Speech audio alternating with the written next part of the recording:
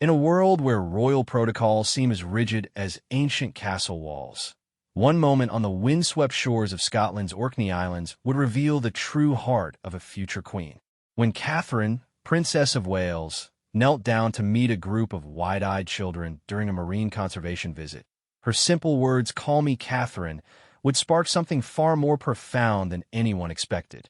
This wasn't just another royal engagement captured by photographers. It was a glimpse into the authentic soul of a woman who refuses to let titles define her humanity. What unfolded on those rugged Scottish shores would challenge everything people thought they knew about modern royalty, proving that sometimes the most powerful crown is the one made of genuine kindness and real connection. This is the story of how one princess chose to be simply Catherine, and in doing so, touched hearts in ways that would ripple far beyond that single extraordinary day. The morning mist clung to the ancient stones of Orkney like whispered secrets from centuries past. Catherine, Princess of Wales, stood at the window of her accommodation, watching the early light dance across the turbulent waters of the North Sea. She had arrived the previous evening for what would become one of her most memorable royal engagements, though she didn't know it yet. The purpose of her visit was clear: to highlight marine conservation efforts and support local environmental initiatives that were making a real difference in these remote Scottish waters. As she prepared for the day ahead, Catherine's mind wandered to the schedule her private secretary had briefed her on. The itinerary included visits to marine research facilities, meetings with local conservationists, and what was described simply as community engagement with local families. She had learned over her years as a royal that these seemingly simple descriptions often held the most meaningful moments of any trip. The Orkney Islands, with their dramatic coastlines and rich maritime heritage, had been chosen specifically for this engagement because of their unique position in marine conservation efforts. Local communities have been working tirelessly to protect their waters, implementing innovative programs that were gaining international attention. Catherine's presence would not only celebrate these achievements, but also bring much-needed visibility to the ongoing challenges facing marine ecosystems around the world. Her lady-in-waiting knocked softly on the door, announcing that the convoy was ready. Catherine took one last look at herself in the mirror, adjusting the practical yet elegant outfit she had chosen for the day. She had learned that connecting with people required more than just showing up. It demanded authenticity, and that started with being appropriately dressed for the occasion. Today called for something that would allow her to move freely, to kneel down if needed, to be genuinely present without worrying about protocol restricting her natural instincts to connect. The drive to the first location took them through landscapes that seemed untouched by time. Rolling hills covered in hardy grass gave way to dramatic cliffs where seabirds wheeled and called in the crisp morning air. Catherine found herself genuinely moved by the raw beauty of the place, understanding immediately why the people here felt so passionately about protecting their environment. This wasn't just about conservation statistics or policy papers. This was about preserving a way of life that had existed for generations. Her first stop was the Orkney Marine Research Center, a modest building that belied the groundbreaking work happening within its walls. Dr. Margaret Sinclair, the center's director, greeted Catherine with the kind of enthusiasm that comes from someone who truly believes in their work. As they walked through the facility, Dr. Sinclair explained the various projects underway, from tracking seal populations to monitoring the health of kelp forests that serve as crucial nurseries for fish species. Catherine listened intently, asking questions that revealed her genuine interest in the subject matter. She had done her homework, but more than that, she possessed a natural curiosity about how these conservation efforts affected real people's lives. When Dr. Sinclair showed her a tank containing rescued seal pups, Catherine's face lit up with the kind of joy that cameras couldn't fake. One of the pups, barely a few weeks old, seemed to respond to her presence, swimming closer to where she stood. "They're remarkably intelligent," Dr. Sinclair explained, watching Catherine's reaction. "This little one was found orphaned on the beach last month. We've been hand-feeding him, and soon he'll be ready for release." Catherine spent nearly 20 minutes observing the seal pup, asking detailed questions about the rehabilitation process, and the challenges facing marine wildlife in these waters. Her security detail, accustomed to royal visits that ran precisely on schedule, exchanged glances but said nothing. They had learned that Catherine's most meaningful interactions often happened when she was allowed to follow her instincts rather than stick rigidly to predetermined timelines. The next portion of her visit took her to the harbor, where local fishermen had gathered to discuss the impact of conservation efforts on their livelihoods. This was potentially sensitive territory, as environmental protection sometimes conflicted with traditional fishing practices. Catherine approached the group with the kind of diplomatic skill that had made her such an effective royal representative, but also with genuine respect for the knowledge and experience these men and women brought to the conversation. James McLeod, a third-generation fisherman whose weathered hands told the story of decades spent working these waters, initially seemed skeptical about discussing his concerns with royalty. But Catherine's approach quickly put him at ease. Instead of offering platitudes or speaking from prepared talking points, she asked practical questions about how changes in fishing regulations had affected his daily routine, his income, and his ability to pass his knowledge on to the next generation. "Your Highness," James began, but Catherine gently interrupted. "Please, call me Catherine," she said, a phrase that would become significant later in the day. "I'm here to learn from you, not to be treated as someone separate from this conversation." The simple request transformed the dynamic of the entire interaction. James found himself speaking more freely about the delicate balance between protecting marine life and supporting the families who depended on fishing for their survival. Catherine listened without judgment, occasionally asking clarifying questions that demonstrated she was truly processing what she was hearing rather than simply waiting for her turn to speak. Other fishermen joined the conversation, sharing stories about changes they had observed in fish populations over the years, both positive and negative. Catherine learned about species that had returned to waters where they hadn't been seen in decades, as well as challenges posed by changing ocean temperatures and the ongoing effects of past overfishing. The complexity of the issues became clear to her in a way that no briefing paper could have conveyed. As the morning progressed, word had spread through the small community that the Princess of Wales was visiting. What started as a planned engagement was evolving into something more organic and meaningful. Local residents began gathering at respectful distances, many bringing their children who had been excused from school for the historic occasion of a royal visit to their remote community. Catherine noticed the growing crowd, particularly the children whose faces pressed against the harbor railings as they tried to get a better view. Their excitement was palpable, but she also sensed their hesitation. These children lived in a place where visitors were rare, where meeting someone from the outside world, let alone royalty, was an extraordinary event. She found herself thinking about how to bridge that gap, how to make this experience meaningful for them rather than just a distant sighting of someone famous.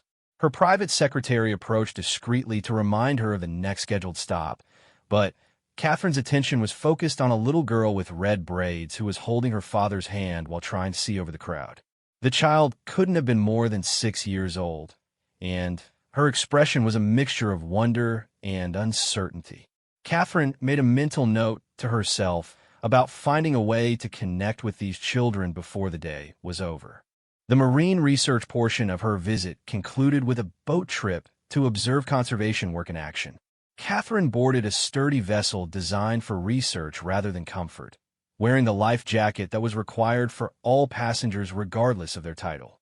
The practicality of the moment appealed to her. There was something refreshing about being in a situation where safety protocols applied equally to everyone.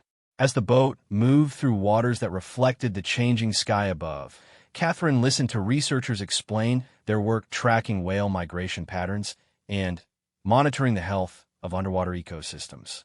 The conversation was technical, but she found herself genuinely fascinated by the interconnected nature of marine life and the far-reaching impacts of seemingly small environmental changes.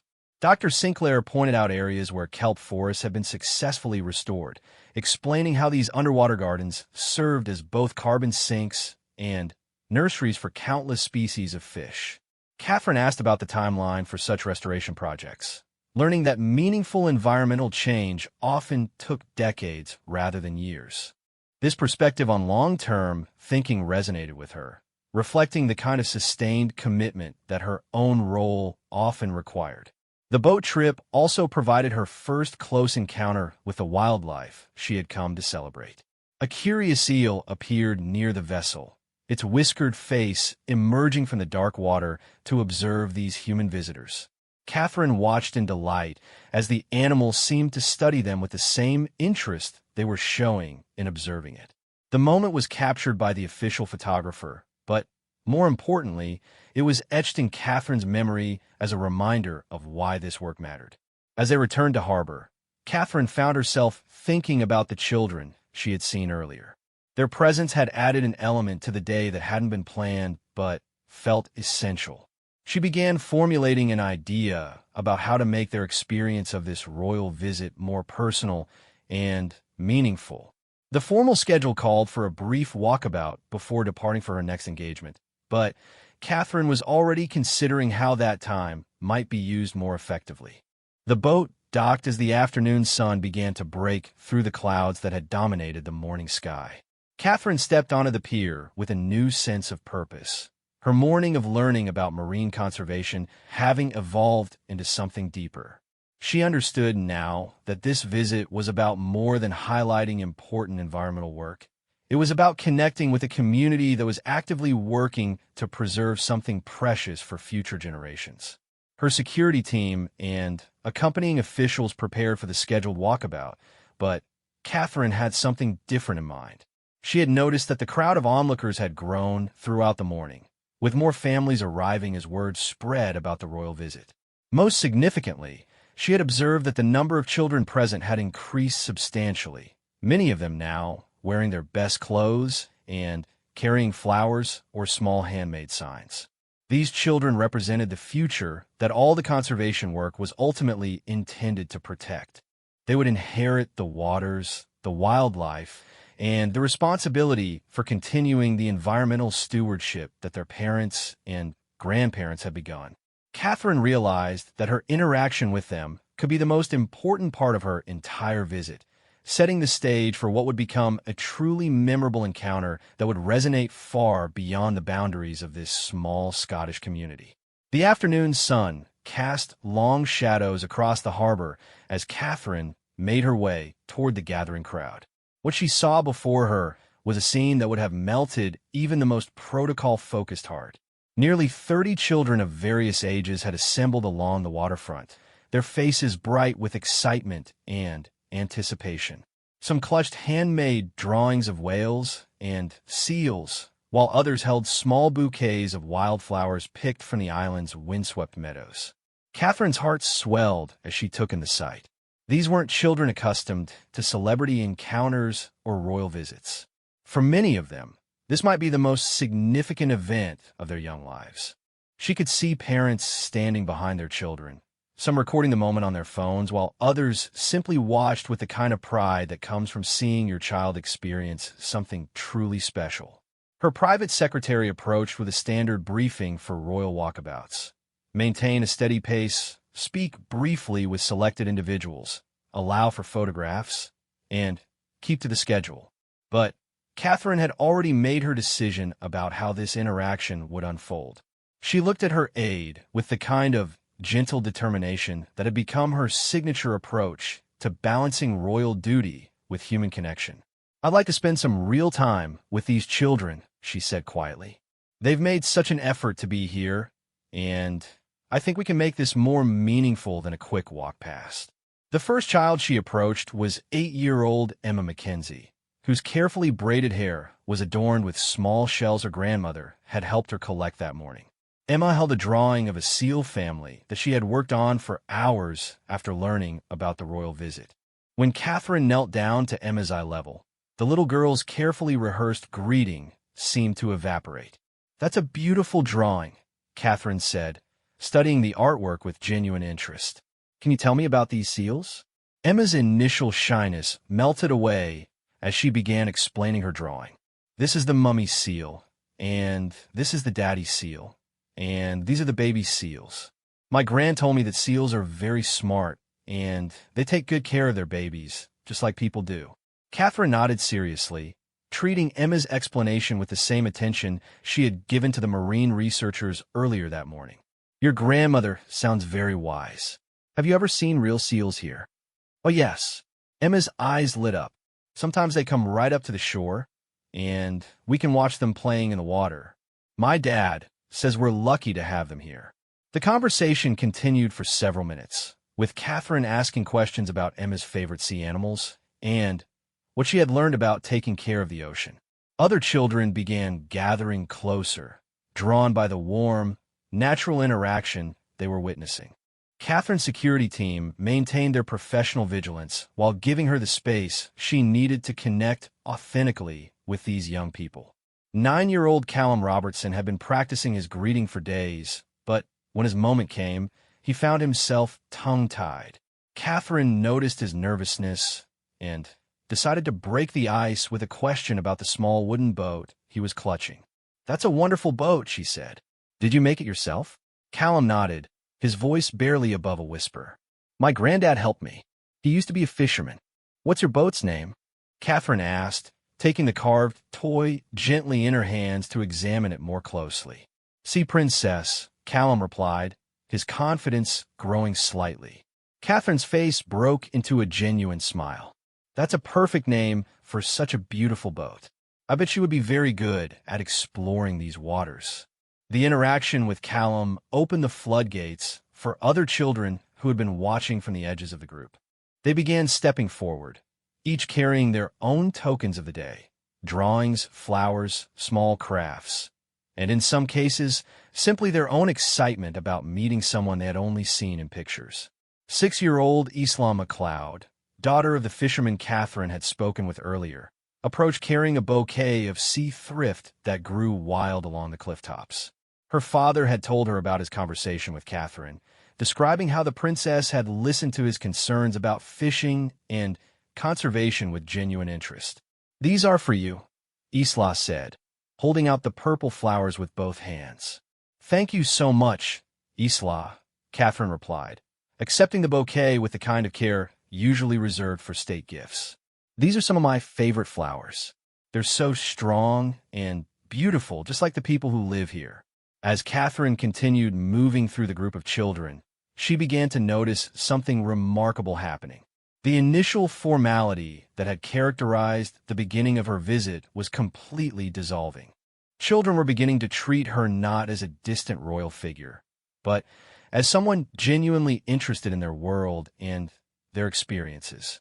10-year-old Hamish Sinclair, nephew of the Marine Research Center director, had brought a collection of shells and sea glass that he had been gathering for months. He spread his treasures on a nearby bench, explaining to Catherine where he had found each piece and what made it special. His enthusiasm was infectious, and soon several other children were sharing their own collections of beach findings.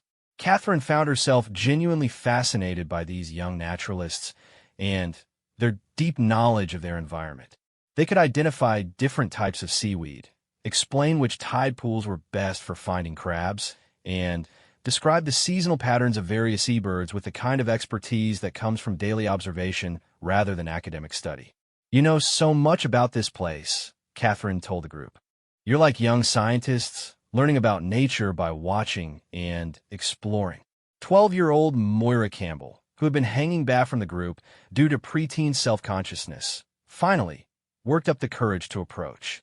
She carried a notebook filled with her observations about local wildlife, complete with detailed sketches and notes about animal behavior.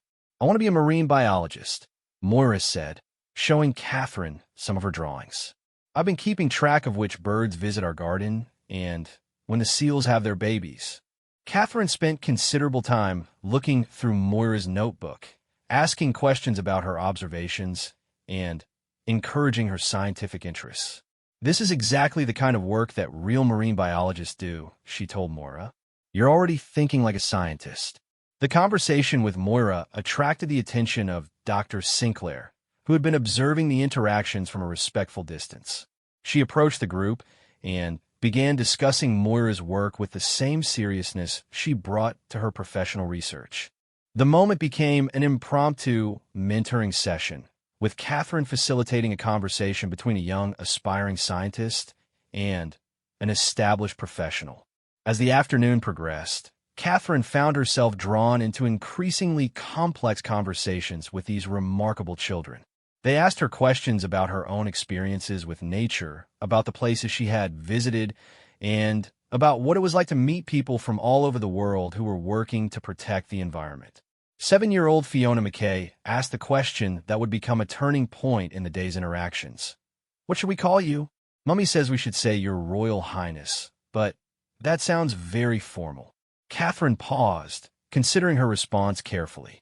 The question had touched on something she had been thinking about throughout her interactions with these children. The formal protocols that governed most of her royal engagements seemed to create a barrier between her and the authentic connections she was forming with these young people. "You know what?" Catherine said, her voice warm and thoughtful. "You can call me Catherine. That's my name, and I think it's nicer when friends use each other's names, don't you?" The simple statement created a palpable shift in the atmosphere. The children's faces lit up with a mixture of surprise and delight.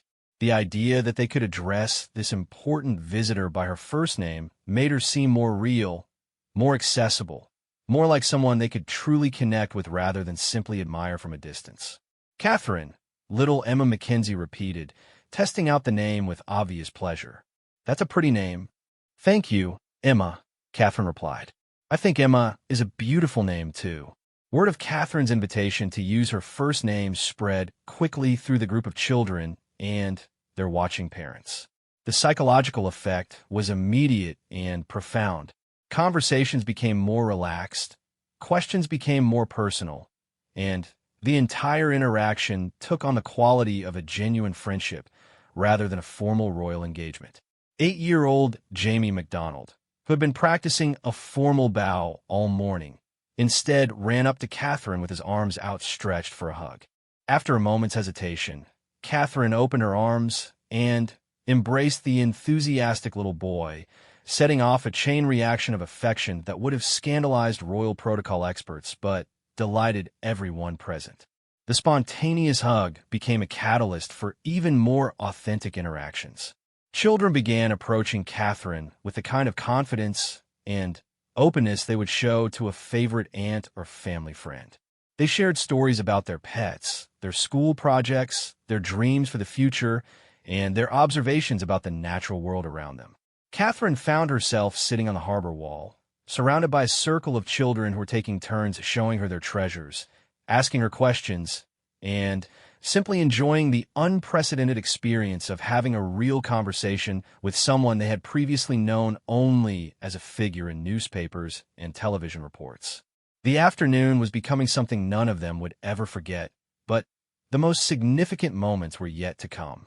As Catherine continued her conversations with these remarkable young people, she was unconsciously laying the groundwork for interactions that would resonate far beyond this single day, touching hearts and changing perspectives in ways that would surprise everyone involved. As the word Catherine spread through the small crowd like ripples across calm water, something magical began to unfold. The children, emboldened by this unprecedented invitation to informality, started treating their royal visitor with the kind of natural warmth and curiosity that had been suppressed by earlier nervousness about proper protocol. What had begun as a standard royal walkabout was transforming into something resembling a neighborhood gathering where everyone felt welcome and valued. 5-year-old Archie Thompson, the youngest in the group, had been hiding behind his older sister's skirt since Catherine's arrival. But hearing the other children calling her by her first name gave him the courage to step forward. In his small fist, he clutched a single dandelion that he had picked on the way to the harbor, its yellow head slightly wilted from his nervous grip. "Catherine," he said, testing the name carefully, "this is for you." Catherine accepted the humble flower with the same grace she had shown to the elaborate floral arrangements presented to her at state functions. She tucked it carefully into her jacket pocket, ensuring that Archie could see she was treating his gift as something precious. "Thank you, Archie," she said, kneeling to his level. "Dandelions are some of the bravest flowers. They grow everywhere, and they're very strong. Just like you, being brave enough to come talk to me." This simple exchange resonated with the watching parents, many of whom were recording the moment not just for its historical significance, but because they recognized something authentic and beautiful happening before their eyes. These weren't the stiff, formal interactions they had expected from a royal visit. This was their princess connecting with their children as if she were a member of their own extended family. Catherine's security team, while maintaining their professional vigilance, had adapted to the changing nature of the engagement. They could see that their principal was completely in her element, and that the unscripted nature of these interactions was bringing out the best in both Catherine and the children she was meeting. The relaxed atmosphere didn't diminish their alertness, but it did allow them to appreciate the special nature of what was unfolding. 11-year-old Sarah McDougall approached Catherine with a question that revealed the depth of thought these children had put into this meeting. "Catherine, do you ever feel scared about having such an important job?" The question caught Catherine slightly off guard, but she appreciated its honesty and the thoughtfulness behind it. She considered her response carefully, wanting to give Sarah an answer that was both truthful and appropriate for her age. "Sometimes I do feel nervous," Catherine admitted, "especially when I'm meeting new people or doing something I've never done before. But you know what I've learned? When you focus on caring about other people and trying to help them, those scared feelings usually go away." Sarah nodded solemnly, clearly processing this insight. "Like how I was scared to talk to you, but then I remembered that you're here because you care about our seals and our ocean." "Exactly," Catherine smiled. "You're very wise to understand that." The conversation with Sarah opened up a new dimension to Catherine's interactions with the children. They began asking her more personal questions about her experiences, her feelings, and her own childhood. In return, Catherine found herself sharing stories and insights that went far beyond the usual royal talking points. 9-year-old Connor MacLeod asked if she had ever seen a whale, leading to a discussion about marine wildlife that drew in several other children who had their own whale-watching stories to share. Catherine listened with genuine fascination as these young islanders described encounters with pilot whales, orcas, and the occasional humpback whale that passed through their waters during migration. "We saw a whole family of orcas last summer," Connor explained with obvious excitement. "They were playing right out there." He pointed toward the open water beyond the harbor. "Dad said it was the biggest pod he'd ever seen." Catherine asked detailed questions about the sighting, encouraging Connor to describe what the whales were doing, how close they came ashore, and how it felt to witness such magnificent creatures in their natural habitat. Her genuine interest in his story made Connor beam with pride, and other children began sharing their own wildlife encounters with increasing enthusiasm. The conversation naturally evolved into a discussion about conservation and why it was important to protect these amazing animals. Catherine was struck by how much these children already understood about environmental stewardship and their role in preserving their natural heritage. Their comments revealed a sophisticated understanding of the connections between human activities and wildlife health. 10-year-old Megan Campbell made an observation that particularly impressed Catherine. "If we take care of the fish, then the seals and whales will have enough to eat. And if we keep the water clean, then all the sea creatures can be healthy and happy." "That's exactly right, Megan," Catherine responded. "You understand something that some grown-ups are still learning. Everything in the ocean is connected, and we're connected to it too." As the afternoon wore on, Catherine found herself completely absorbed in these conversations.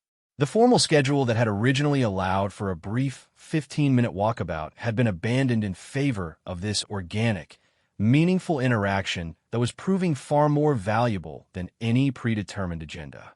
She noticed that the children were beginning to treat her as a trusted confidant, sharing not just their knowledge about marine life, but also their hopes and concerns about the future. They spoke about climate change with the kind of matter-of-fact acceptance that characterized their generation's approach to environmental issues, but also with an optimism that came from believing they could make a difference. 8-year-old Isla Macbeth approached Catherine with a serious expression. "Catherine, will you promise to tell other important people about our seals and whales? Sometimes adults forget to listen to children, but maybe they'll listen to you." The request touched Catherine deeply. She realized that these children saw her not just as a celebrity visitor, but as someone who could amplify their voices and carry their concerns to audiences they could never reach themselves. "I promise, Isla," Catherine said solemnly. "When I talk to other people about protecting the ocean, I'll tell them about all of you and how much you care about the animals that live here. Your voices are important, and they deserve to be heard." The promise seemed to unlock something in the group. Children who had been quietly observing began stepping forward with their own messages they wanted Catherine to carry to the wider world. They spoke about the importance of reducing plastic waste, protecting nesting sites for seabirds, and educating people about the impact of their choices on marine ecosystems. Catherine listened to each child's contribution, taking mental notes and occasionally asking questions that helped them articulate their thoughts more clearly. She was witnessing a generation of young environmentalists who understood their connection to the natural world in ways that gave her hope for the future. 12-year-old Duncan MacLeod, the oldest in the group, stepped forward with a question that revealed his understanding of Catherine's role beyond this single visit. "Catherine, when you go back to London, will you remember us?" "Duncan, I could never forget any of you," Catherine replied without hesitation. "You've taught me so much today about your home and about caring for the ocean. You've made this one of the most special days I've had in a very long time." Her words were clearly heartfelt, and the children could sense their sincerity. The bond that had formed throughout the afternoon was genuine and mutual. Catherine had given them the gift of feeling heard and valued, while they had given her the gift of authenticity and perspective that would influence her approach to royal duties for years to come. As the light began to change with the advancing afternoon, Catherine realized that this unplanned extension of her visit was approaching its natural conclusion. But the connections formed and the conversations shared had created something lasting and meaningful that would extend far beyond this single day. She looked around at the circle of faces surrounding her, each child having contributed something unique to this extraordinary experience. They had shared their knowledge, their hopes, their concerns, and their affection with someone they had welcomed into their community despite her fame and formal titles. In return, Catherine had offered them respect, attention, and the validation that their voices mattered. The afternoon had become a perfect example of what could happen when formal protocols gave way to authentic human connection.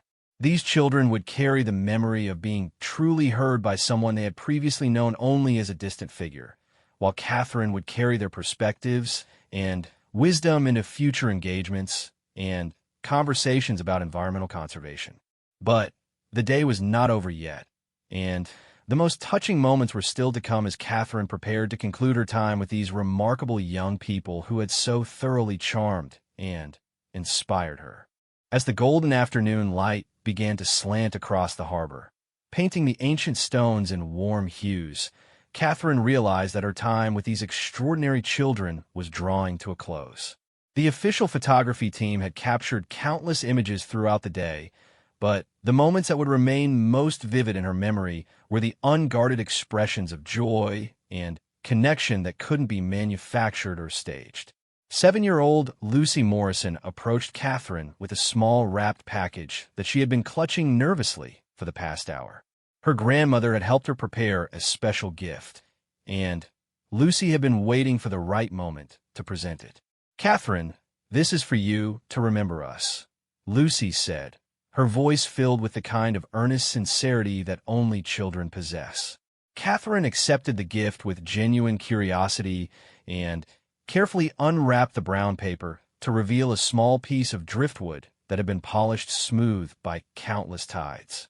Attached to it was a tiny carved seal, no bigger than her thumb, with Orkney Friends written in careful child's handwriting on a small tag. "Lucy, this is absolutely beautiful," Catherine said, examining the carving closely. "Did someone in your family make this?" "My granddad carved the seal," Lucy explained proudly. "He taught me how to find the best pieces of driftwood on the beach." This one was special because it already looked like it was meant to be something important. Catherine held the small sculpture up to catch the afternoon light, admiring the skill and care that had gone into creating it. "I will treasure this always. Every time I look at it, I'll remember this wonderful day and all of you amazing children." The exchange prompted other children to come forward with their own carefully prepared gifts. Some had made drawings during their lunch break at school, others had written short poems about marine life, and a few had brought small tokens they had collected from the shoreline. Catherine accepted each offering with the same attention and gratitude, making sure every child felt that their contribution was valued. 9-year-old Thomas Mackenzie presented Catherine with a photograph he had taken of a seal pup during a family outing the previous weekend. He had convinced his father to print it specially for this occasion, and he had written on the back, "To Catherine, from your friend Thomas, so you can remember our seals when you're far away." "Thomas, you're quite a photographer," Catherine said, studying the image closely. "You captured such a sweet expression on this little seal's face. How close were you when you took this picture?" Thomas beamed at the praise and launched into a detailed account of the photography expedition, describing how his father had taught him to be patient and wait for the right moment to capture the shot. Catherine listened with the same attention she had given to professional presentations earlier in the day, asking questions that encouraged Thomas to explain his technique and his passion for wildlife photography. The gift-giving evolved into an impromptu show-and-tell session with children eager to share not just their presents but the stories behind them. Catherine found herself learning about family traditions, local customs, and the deep connections these young people felt to their island home. Each story revealed another layer of the community's rich relationship with the sea and the wildlife that depended on these waters. 11-year-old Emma Fraser approached with her younger brother Jamie, both carrying a large card they had made together. The front featured a colorful drawing of Catherine surrounded by various sea creatures, while the inside was filled with messages from children who hadn't been able to attend the harbor meeting but wanted to contribute to this special day. "We made this at school," Emma explained. "All the children in our class wanted to say something to you, even the ones who couldn't come today." Catherine opened the card to find pages of carefully written messages in various handwritings, each signed with a different child's name. The messages ranged from simple "thank you" for visiting notes to more elaborate expressions of gratitude for Catherine's interest in marine conservation. Some children had drawn small pictures alongside their words, creating a collective artwork that represented the entire school community. "This is incredible," Catherine said, taking time to read several of the messages aloud. "Please tell all of your classmates how much this means to me. It's wonderful to know that so many young people care so deeply about protecting your beautiful home." As Catherine continued reading through the card, she noticed that many of the messages included questions and observations about environmental issues that went far beyond what might be expected from children their age. They asked about plastic pollution in other parts of the world, wondered about the effects of shipping traffic on whale migration routes, and expressed concerns about climate change impacts on their local ecosystem. The sophistication of their thinking impressed Catherine and reinforced her belief that young people often understood environmental interconnections more intuitively than many adults. She made a mental note to include some of their insights in future speeches and discussions about conservation, recognizing that their perspective could influence policy discussions in meaningful ways.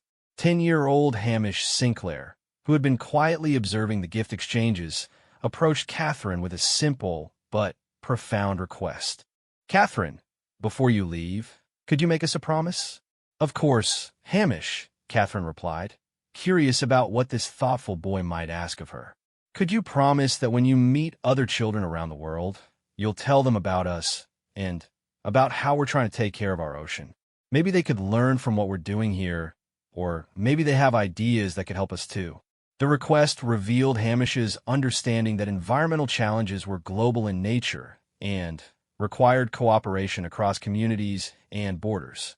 Catherine was struck by his mature recognition that their local conservation efforts were part of a larger worldwide movement. "That's a wonderful idea, Hamish," Catherine responded. "I promise that I will share your stories and your commitment to protecting marine life with young people I meet everywhere. You're right that we can all learn from each other, and I think many children around the world would be inspired by your example." The promise sparked an animated discussion among the children about environmental efforts in other parts of the world. They asked Catherine about conservation projects she had visited in other countries, and she found herself describing initiatives in places like Belize, Canada, and New Zealand that shared similarities with the work being done in Orkney. As the conversation evolved, Catherine realized that these children possessed a global perspective that was both impressive and inspiring. They understood that their local actions had broader implications and that they were part of an international community of young people who cared about environmental protection. 6-year-old Sophie MacDonald, the quietest member of the group, finally summoned the courage to approach Catherine with a question that had been on her mind throughout the afternoon. "Catherine, do you think the seals know that we're trying to help them?" The question was both simple and profound, touching on the relationship between human conservation efforts and the animals they were designed to protect. Catherine considered her response carefully, wanting to honor Sophie's curiosity while providing an answer that would resonate with all the children listening. "I think animals are very smart about understanding when people care about them," Catherine said thoughtfully. "The seals and whales might not understand exactly what we're doing, but I believe they can sense when we're trying to make their world safer and healthier. When you keep the beaches clean and protect their homes, you're showing them love even if they don't know it." Sophie nodded solemnly, apparently satisfied with this explanation. Her question had prompted murmurs of agreement from other children, who seemed to find comfort in the idea that their conservation efforts were somehow communicated to the animals they were working to protect. As the afternoon continued, Catherine found herself drawn into increasingly philosophical discussions with these remarkable young people. They asked about hope in the face of environmental challenges, about the responsibility that came with caring for something precious, and about how individual actions could contribute to larger positive changes. Their questions revealed a level of environmental consciousness that gave Catherine genuine optimism about the future. These children understood their role as stewards of their natural heritage, and they approached that responsibility with both seriousness and joy. They were proof that the next generation could be trusted to continue and expand the conservation work being done by their parents and grandparents. The time had come for Catherine to begin her farewells, but the connections formed throughout this extraordinary afternoon had created bonds that would endure long beyond this single visit. The children had given her insights and perspectives that would influence her approach to environmental advocacy for years to come, while she had given them the validation and encouragement that would fuel their continued commitment to protecting their island home. The time for farewells had arrived, though none of the participants in this extraordinary afternoon seemed eager for it to end. Catherine looked around at the circle of children who had so thoroughly captured her heart and imagination, knowing that this moment would remain with her forever. The formal royal engagement had evolved into something far more meaningful than anyone could have anticipated, creating connections that transcended protocol and touched the very essence of what public service could accomplish. 8-year-old Maisie Campbell stepped forward to address the group, having been quietly elected by her peers to speak on their behalf. Her small voice carried clearly in the afternoon air as she found the courage to express what all the children were feeling. "Catherine, we want you to know that this has been the best day ever," Maisie began, her words carefully chosen but spoken from the heart. "Before you came, we thought that important people like you might not really care about children like us or about the animals we love. But you showed us that you really do care, and that makes us feel like what we do here matters to more people than just our families." Catherine felt her throat tighten with emotion as she listened to Maisie's words. The child's honest assessment of the afternoon captured exactly what Catherine had hoped to achieve through her years of royal service. the ability to connect authentically with people and help them understand that their voices and their efforts truly mattered. Maisie, you and all your friends have taught me so much today, Catherine replied, her voice warm with genuine affection. You've shown me what it means to truly care about something bigger than yourselves. I came here to learn about marine conservation, but I learned about something much more important. I learned about young people who understand that protecting our world is everyone's responsibility. The exchange prompted spontaneous applause from the parents who had been observing from a respectful distance throughout the afternoon. They had witnessed something remarkable, a royal engagement that had become a genuine community celebration, where their children had been treated not as photo opportunities, but as valued individuals with important perspectives to share. Dr. Margaret Sinclair, who had been quietly documenting the afternoon's interactions, approached Catherine with her own reflection on what had transpired. Your Royal Highness, in 30 years of conservation work, I've rarely seen anything that has given me more hope for the future than watching you connect with these children today. You've shown them that their voices matter, and they've shown you why this work is so important. Catherine nodded gratefully, understanding that Dr. Sinclair had captured something essential about the day's significance. These children are extraordinary. They understand connections and responsibilities that many adults struggle with. They're going to make a real difference in the world. As Catherine prepared to make her final farewells, she was approached by James MacLeod, the fisherman she had spoken with earlier in the day. His daughter, Isla, stood beside him, still clutching the small bouquet of sea thrift she had given to Catherine hours before. Your Royal Highness, James began, then caught himself with a smile. Catherine, I want to thank you for how you've treated my daughter and all these children today. You've given them something precious, the feeling that they've been truly heard by someone they admire. That's a gift they'll carry with them for the rest of their lives. Catherine was moved by James's words, recognizing that he understood the deeper significance of what had occurred. Your daughter and all these children have given me far more than I've given them. They've reminded me why this work matters and why I feel so hopeful about the future.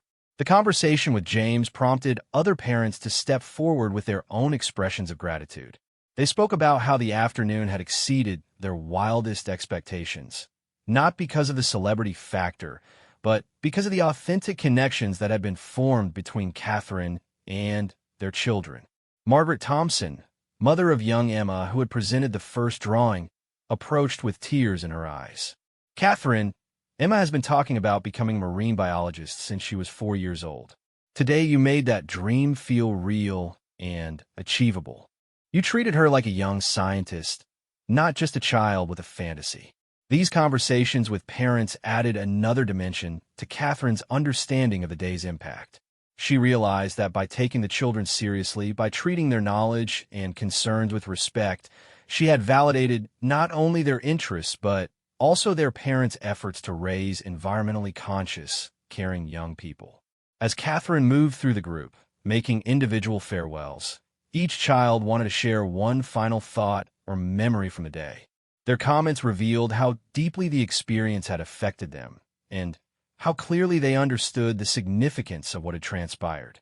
9-year-old Connor MacLeod, who had shared his whale-watching experiences earlier, approached Catherine with a serious expression. Catherine, I've been thinking about what you said about focusing on caring for others when you feel scared. I think that's what we do here when we take care of the seals and whales. We care about them, so we're not scared about the big problems. His insight impressed Catherine once again with the depth of understanding these children possessed. Connor, you've discovered something very important about courage. When we focus on protecting and caring for others, we find a strength to face challenges that might otherwise seem too big. 11-year-old Sarah McDougall, who had asked earlier about feeling scared in important jobs, wanted to share her own revelation from the day. Catherine, talking to you made me realize that important people are just regular people who care about helping others. That makes me feel like maybe I could do important work too someday. Sarah, you're already doing important work right here, Catherine responded. Taking care of your environment and inspiring other people to care about conservation is as important as any job in the world. Never underestimate the power of what you're already accomplishing. As the farewells continued, Catherine found herself making personal commitments to several of the children that went beyond formal promises. She assured Moira Campbell that she would inquire about marine biology programs that might be appropriate for her age group. She promised Thomas Mackenzie that she would share his wildlife photography with other young photographers she met. She committed to carrying the messages from their school card to environmental meetings she would attend in the coming months. These weren't empty promises made to appease children. They were genuine commitments that Catherine intended to honor. The afternoon had created real relationships that she wanted to nurture and maintain even after she returned to London. The final group photograph was taken with Catherine surrounded by all 30 children, their faces glowing with happiness and satisfaction. But the image that would stay with Catherine forever was not captured by any official photographer. It was the mental picture of these remarkable young people as she had first encountered them, eager, hopeful, and ready to share their knowledge and passion with someone who took the time to listen. As Catherine's convoy prepared to depart, she stood at the harbor's edge one last time, looking out over the waters that these children were working so hard to protect. She could see seals playing in the distance, their sleek forms diving and surfacing in the eternal dance of marine life that had captivated human imagination for centuries. The afternoon sun was beginning its descent toward the horizon, casting the entire scene in golden light that seemed to bless the connections that had been formed and the promises that had been made. Catherine knew that this day would influence her approach to royal duties for years to come, reminding her always of the power of authentic connection and the wisdom that could be found in the most unexpected places. As the convoy pulled away from the harbor, Catherine waved to the children and families who had gathered to see her off. In her pocket, she carried the small driftwood seal that Lucy had given her, and in her heart, she carried the voices and perspectives of 30 young environmentalists who had reminded her why her work mattered. The day had begun as a formal royal engagement focused on marine conservation, but it had become something far more valuable, a reminder that the future of environmental protection lay in the hands of young people who understood their connection to the natural world and their responsibility to protect it.